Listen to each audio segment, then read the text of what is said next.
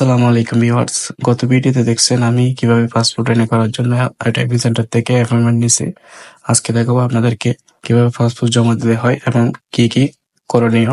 ওখানে প্রথমে আপনাদেরকে এরকম সোজা হয়ে লাইনে দাঁড়াতে হবে। এখানে এই পাসপোর্ট যাদেরকে আছে তাদেরকে আসলে আলাদা করতেছে।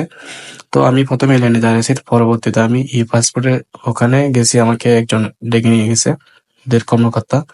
তো আসলে আমারটা ইমার্জেন্সি দিয়েছি, সেজন্য আমাকে আগে ভাগে লাইনে দাঁড়িয়ে দিয়েছে ওরা। তো এখানে আসলে টাকা জমা দিছি। টাকা জমা দেওয়ার পরে আমরা ওয়েট করতেছি ওই রিসিপ্ট নেওয়ার জন্য। রিসিপ্ট নেওয়ার পরে এখন টোকেন নিচ্ছি ওনার থেকে। উনি সবাইকে একটা টোকেন দিবে।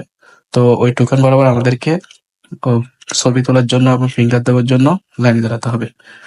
আমারটা হচ্ছে 101 নম্বর, আমাকে 1 ঘন্টা পরে আসতে বলছে। দেখা যাক।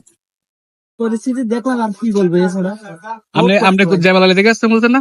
জি, আচ্ছা আচ্ছা। কয় ঘন্টা সিরিয়াল দিয়েছে আমাদেরকে? 1 ঘন্টা। 1 ঘন্টা। 1 ঘন্টার মধ্যে হবে নাকি আরো দেরি হবে? হতে পারে। 1 ঘন্টা হবে কি হবে না সেটা তো সঠিক জানা নেই। দাঁড়ান, বাইরে থেকে একটু ঘুরে আসি, চা নাস্তা করে আসি। গরম খাওয়ানোর জন্য মেরান্ডা মেরান্ডা খাচ্ছি গরম খাওয়ানোর জন্য। এটা দিয়ে কিছু হবে না, তারপরও যে গরম করতেছে।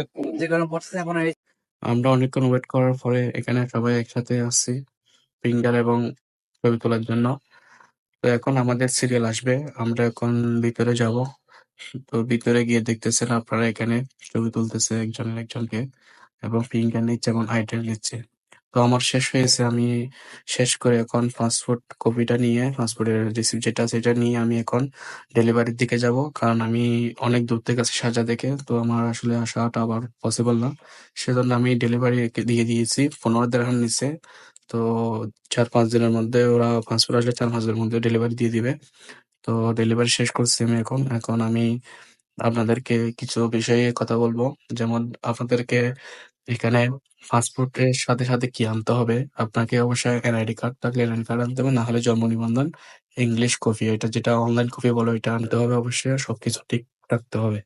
একটা সমস্যা থাকে নাম বা ঠিকানা, তাহলে পাসপোর্ট হবে না, আপনাকে এগুলা সংশোধন করে আসতে হবে। সেজন্য আপনারা যারা আসবেন অবশ্যই সবকিছু সংশোধন করে আসবেন, যেন ভোগান্তিতে না পড়েন। এমার্জেন্সি, সেজন্য টাকা গেছে একটু বেশি, 355 দিরহাম ডেলিভারি সহ টাইমিং মিলে আপনাদের থেকে আরো কম যাবে। তো ধন্যবাদ আপনাদেরকে আমার ভিডিও শেষ পর্যন্ত দেখার জন্য।